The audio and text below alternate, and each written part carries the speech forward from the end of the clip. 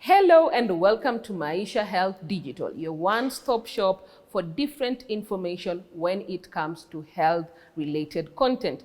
Remember that you don't have to use Google when we have all the information that you will be needing. Are you a young person who is stuck with different, maybe you have a question on mental health, you have a question on TB, malaria, HIV, SGBV, teen pregnancies, whatever it is, we will be bringing to you different people, from experts to different beautiful lived experiences on our show. And joining us on set today is a very lovely lady with such an inspirational story, one that you cannot miss to hear. And I hope that at the end of this, you get very inspired by her story. And I was telling her earlier that most young girls look up to her because she has defied all odds. She has gone against the societal expectations, and she is here, bold, strong, with such a beautiful story. From your experience as a SGBV survivor, could you take us through a little bit on your life? Thank you so much. I really appreciate Maisha for what they're doing, especially now switching the focus on the triple threat. It's a real issue that it's just a time bomb. Time is clicking.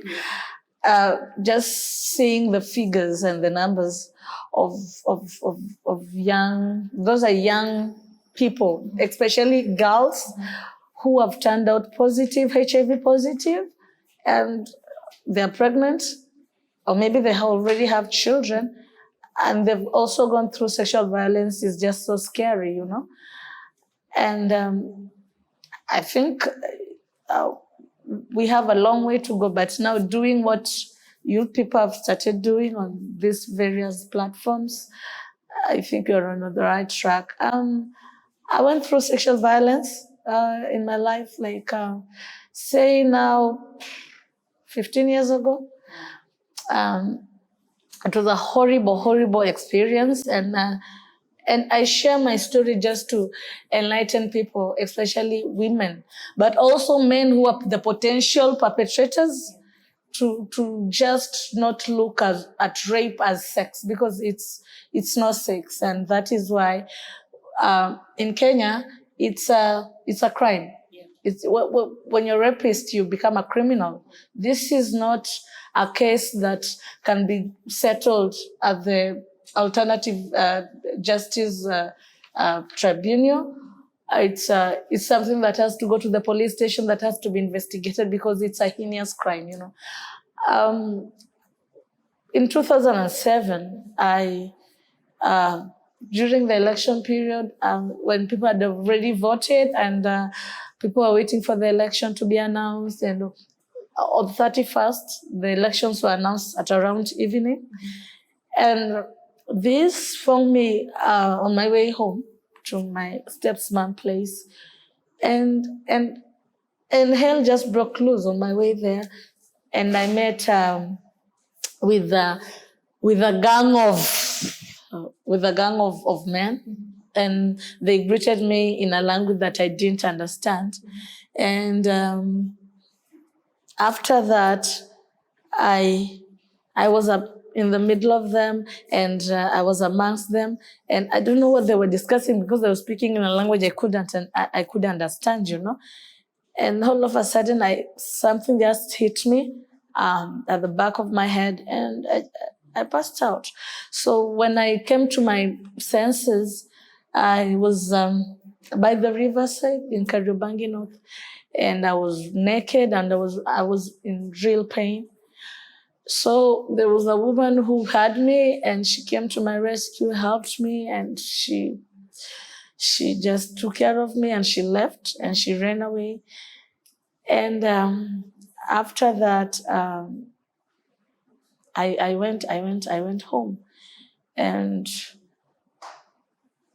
after that, I became very ill. I was very sick. And when I was taken, I didn't tell anyone of what had happened to me. But after a month, I got really sick, and I was taken to hospital. And it came out that I was pregnant, and it was not easy because now my family was like, who is the father of the baby? And everyone is just pressuring you to just talk, and they don't know what is going on in your mind.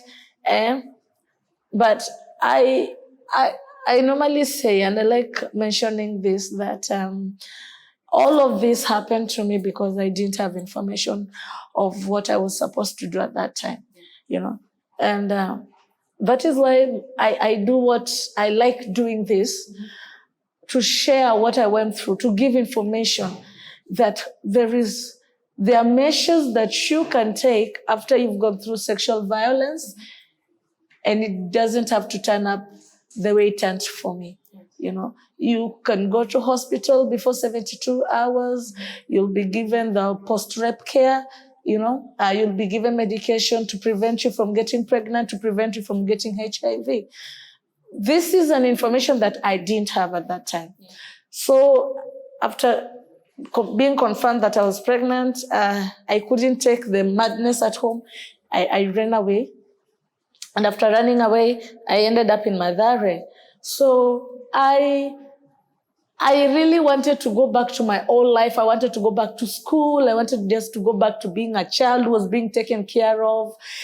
And I started contemplating abortion. And I found some women around in Mathare, and they were talking about abortion. And I got really curious. I got interested. And I was asked to save some money, 5,500. I think it was 5,000, between 5,500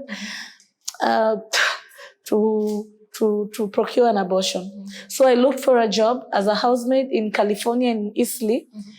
And I started working as a housemaid. So my aim was to raise money to procure an abortion. And so I need 5,500, and my salary is 1,500.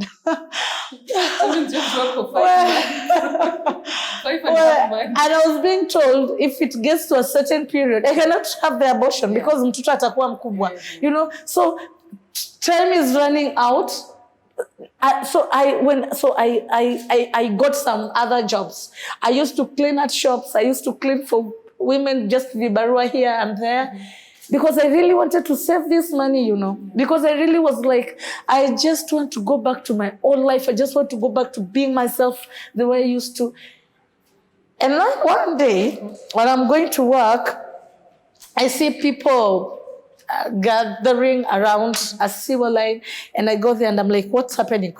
By then I go there and I see 2 fetuses of some babies. And that just crushed me. And I'm like, my God, if I have an abortion, now that is what is going to happen to my baby. Like, I had become I was too much about myself, but at least I had some conscience remaining in me. And I was like, no way, no, I'm not going to have an abortion. I'm not going to have an abortion. Plan B. So I sat down and I told myself, I will have this baby, but I will leave it at the hospital. Then, okay, so months goes, mamiezi zimeenda, and then I'm just here. I'm waiting for siku ya kuzaa ifike. I didn't buy anything for that pregnancy. Because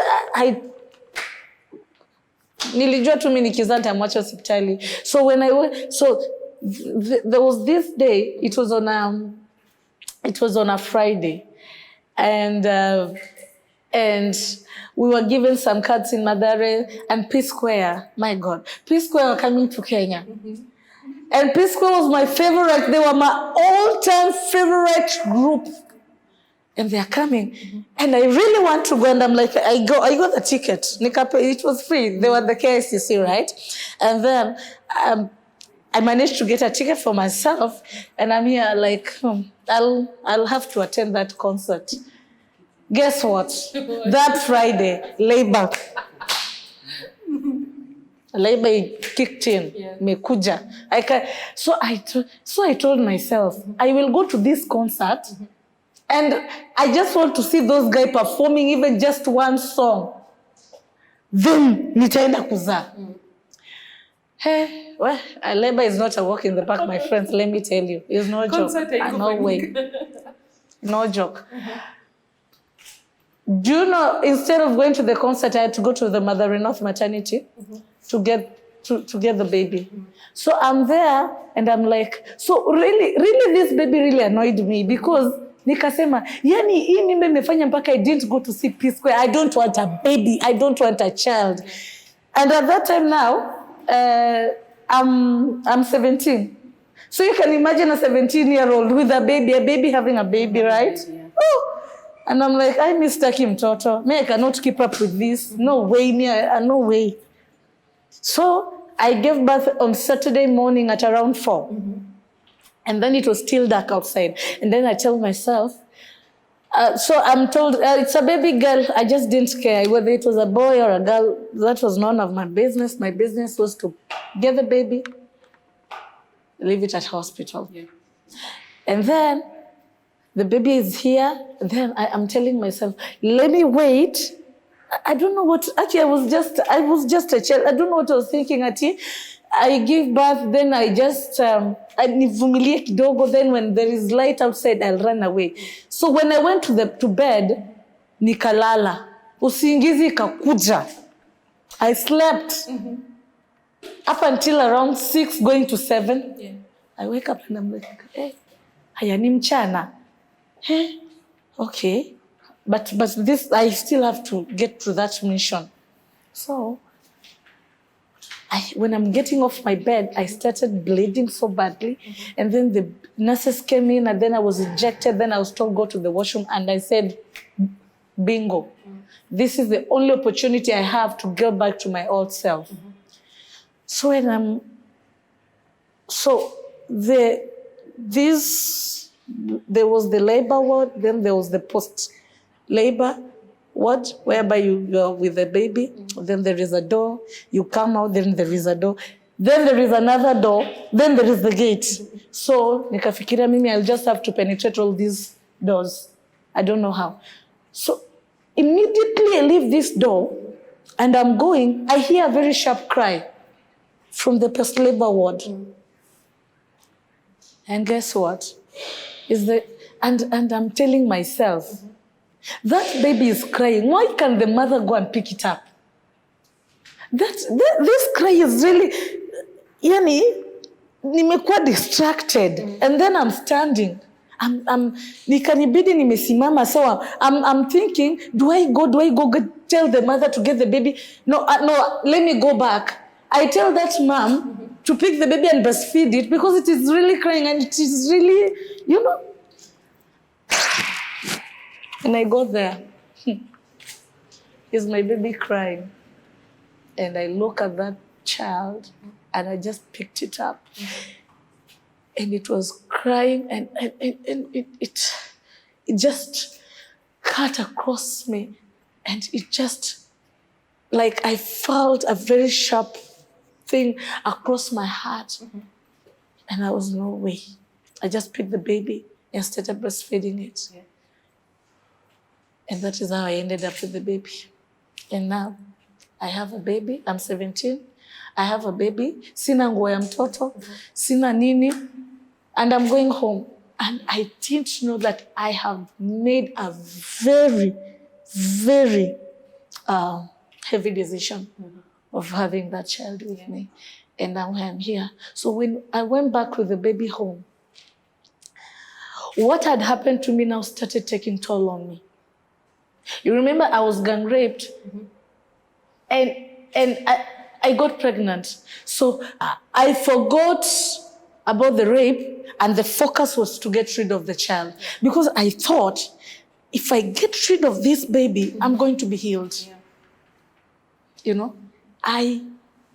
My mission was to go back to my old self, to just be Liz again, to just go to school and just, and I'm here with the baby. And now I need to be responsible to the baby, to myself. I need to pay house rent. I need to get the clothes for the baby, to ensure that the baby is eating. And when I started getting frustrated, then what now? The gang rape, the scenario started taking toll on me. I started having nightmares. I started being very bitter. I became very wild, and I became very wild and wild and wild. So I became very bad. And every time, what used to click on my mind is to protect myself. Because I looked at what had happened to me, and I looked at it as like, I couldn't protect myself. I couldn't protect myself at all. So I look at my life and I'm like, no way, I have to protect myself. Guess what I do? I take boxing classes because I thought I would be protected from that angle, you know? And now, this was not doing me any good. I started now abusing that child because I looked at that baby as an outcome, as a representation of those men who gang raped me. Yeah. And it turned out for bad. So I tried to kill the baby. I tried to kill myself.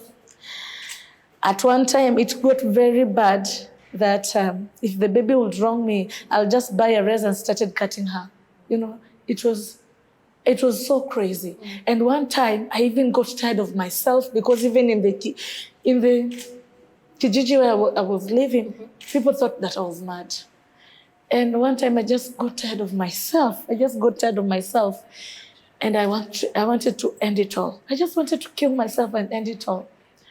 So this madness goes on. Mm-hmm. In 2012, a friend of mine, Rachel, mm-hmm. invites me to a concert mm-hmm. because now we were headed to another election. Mm-hmm. In that concert, Boniface Mwangi, the activist, Boniface Mwangi, mm-hmm. The photo activist, mm-hmm. he had paraded pictures of the post-election period. Yeah. So I'm going around, I'm looking at these photos, and the scenario of the gang rape comes hitting at me. Yeah.